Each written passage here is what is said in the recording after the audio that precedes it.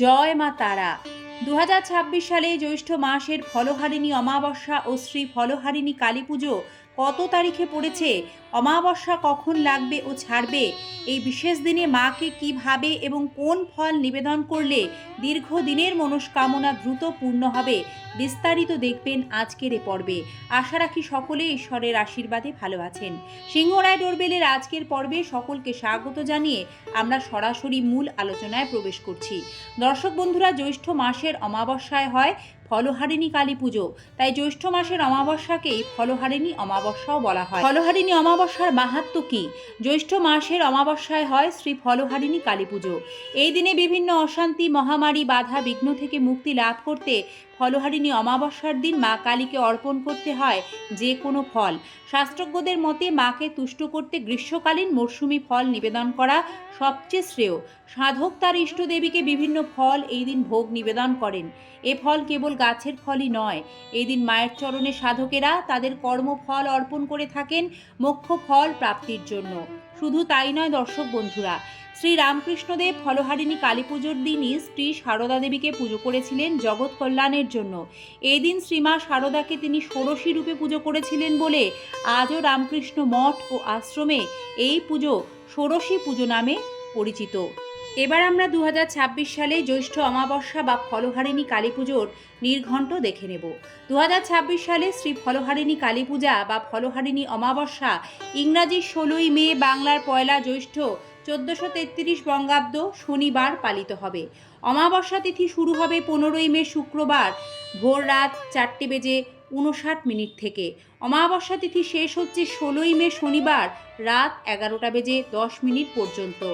এবছর উদয়তিথির বিচারে এই অমাবস্যার ব্রত, উপবাস, নিশি পালন সবই করতে হবে 16ই মে শনিবার।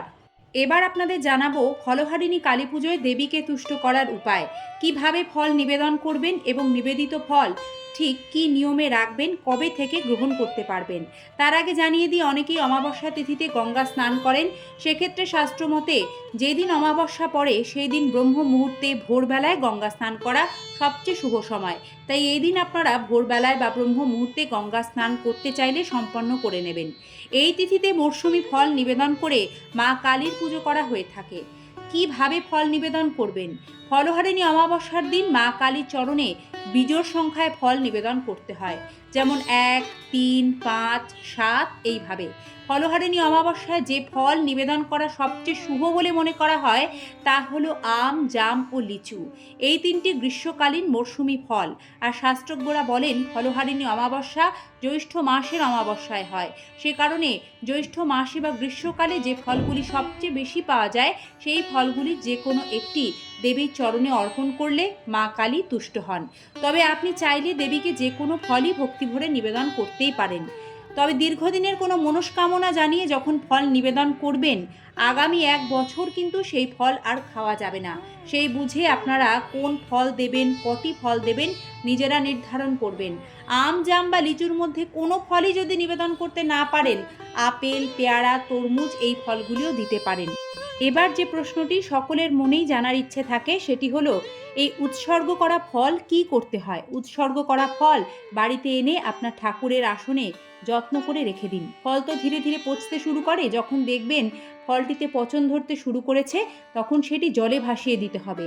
1 বছর পর আবার ফলহারিণী অমাবস্যায় মায়ের কাছে সেই ফল অর্পণ করে পুজো দিন।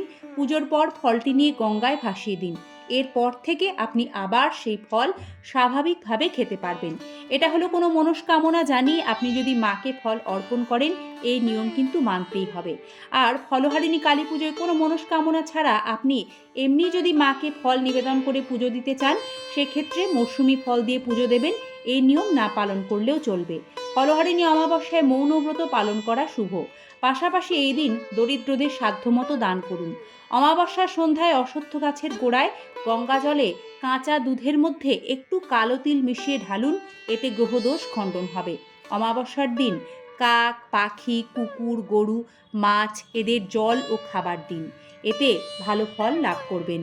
অমাবস্যায় আমিষ আহার বর্জন করুন। অমাবস্যার দিন ক্ষৌরকর্ম অর্থাৎ নখ, চুল, দাড়ি কাটতে নেই, এতে গ্রহ দোষ আসে।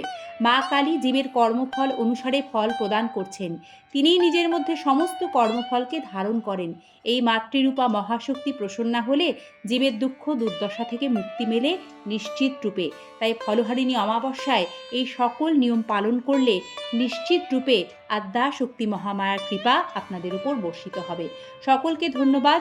এরপরেও কারো কোনো কিছু জিজ্ঞাসা থাকলে আপনাদের মূল্যবান প্রশ্ন কমেন্ট বক্সে রাখবেন। আমরা সচেষ্ট থাকব সংক্ষেপ ও সহজে আপনাদের প্রশ্নগুলির উত্তর দিতে। আজ তবে অনুমতি দিন। আবারও দেখা হবে নতুন কোনো সনাতনী বার্তার সাথে আগামী পর্বে। ধন্যবাদ। নমস্কার। জয় মা তারা। সকলের মঙ্গল করো মা।